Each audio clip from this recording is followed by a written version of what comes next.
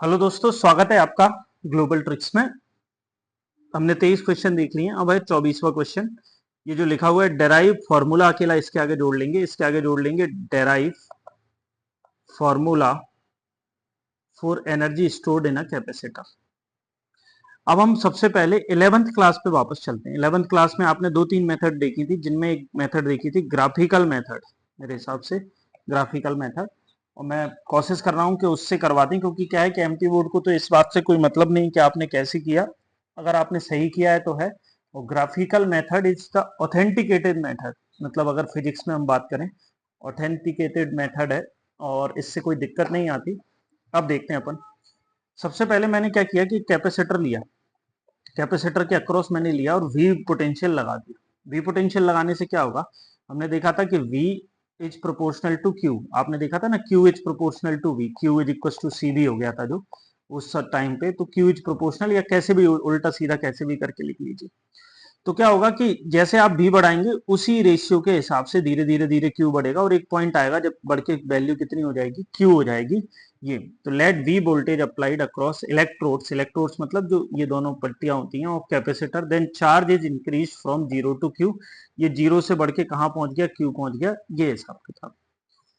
Then energy stored in a capacitor will be equal, ये हटा दी, will be equal to work done in storing charge. जो energy store है, मतलब ऐसे जो भी कैपेसिटर है इसमें जो एनर्जी स्टोर हुई है यू, वो का है जो वर्क डन करना पड़ेगा, जो हमें चार्ज देने में वर्क डन करना पड़ेगा उसके बराबर होगी। By graphical method, by graph method के बजाय ग्राफिकल लिख लेना। By graphical method this work done will be equal to the area of triangle O M A. जो आपको ये वाला ट्राइंगल दिख रहा है ओ एम ए, इस वाले ट्राइंगल के एरिया के इक्वल होगा। ये सबसे पहले आप बात याद रखना कि ये ट्राइंगल का एरिया है, इसके इक्वल होगा। ये जो ट्राइंगल का एरिया दिख रहा है इसके इक्वल होगा। ये वर्क डन हो गया ओ एम ए। आप देखते हैं ना, कई ग्राफ में आपने देखा होगा कि जो हमारा वीटी ग्राफ होता था, वीटी ग्राफ में जो आपका जो ग्राफ होता था उसके नीचे डिस्प्लेसमेंट आ जाता था। इसी तरीके से इसके नीचे का एरिया क्या हो जाएगा, वर्क डन हो जाएगा ग्राफ के नीचे का area. Then energy stored is equal to area of O M A. तो वो जो वर्क डन है वही एनर्जी स्टोर है, तो area of O M A, triangle O M A, तो ट्राइंगल मैंने बना दिया ओ एम ए। ये यहां से यहां तक Q हो गया है, और ये यहां से यहां तक क्या हो गया है, V हो गया, O M A. U is equal to 1/2 O M into A M, 1/2 into base O M into height A M.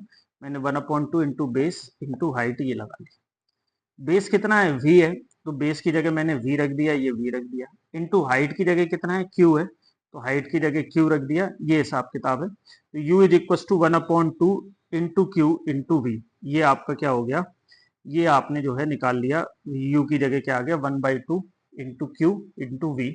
ये आपकी एनर्जी आ गई। ये बेसिक फॉर्मूला तो आ गया।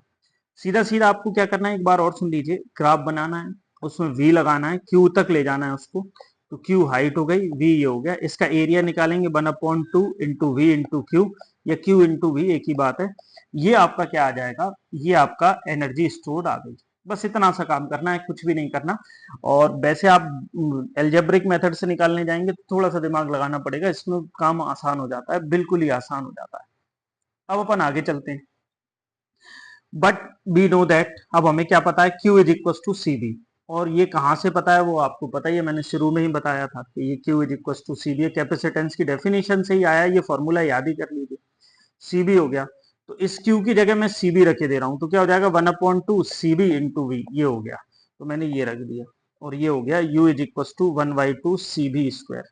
एक्चुअली ये फॉर्मूला बहुत ही ज्यादा प्रचलन में है। उसका रीजन ये है कि वो 1/2 एम डी स्क्वायर बनता है ना मैकेनिक्स में, तो वैसा का वैसा देखने में बन गया। और दूसरा क्या है कि सबसे ज्यादा पोटेंशियल ही दिया रहता है, कितना पोटेंशियल लगाए तो पोटेंशियल पता चल जाए। और सी, तो क्यों निकालने की जरूरत ही नहीं, फालतू नाटक करो। दोबारा से देख लीजिए, एक तो ये हो गया, तो एक इस फॉर्मूले को आप मार्क करके रखना, मतलब आप इतना जोर से मार्क करके रखना कि ये सबसे जरूरी फॉर्मूला हो गया एक, मतलब ऐसे। एक तो ये हो गया, एक हमने शुरू में निकाला था, ये हो गया, मतलब दो फॉर्मूले हो गए। एक और निकालते हैं। हमारा फॉर्मूला क्या है, 1/2 इंटू क्यू इंटू वी, यही है ना ऐसे। अब हम क्या करेंगे, v is equal to Q upon C, V की जगह क्यू अपॉन सी रख दो, तो v की जगह हमने क्यू अपॉन सी रख दिया। ये यहाँ पे इस पे ये क्यू अपॉन सी रख दिया, तो u is equal to Q square upon 2c हो जाएगा। अब इसकी यूनिट क्या होगी, यूनिट आप बताना कमेंट बॉक्स में, प्लीज कमेंट में जो भी हो पता चले आपको, बताते जरूर चलिए। विच इज, ये सारे के सारे फॉर्मूले हो गए, तो 3 फॉर्मूले हो गए यू के। कौन कौन से? यू इज इक्वल टू, ये लास्ट में लिख देना, 1/2 into Q into V is equal to 1/2 C V square is equal to Q square upon 2 C.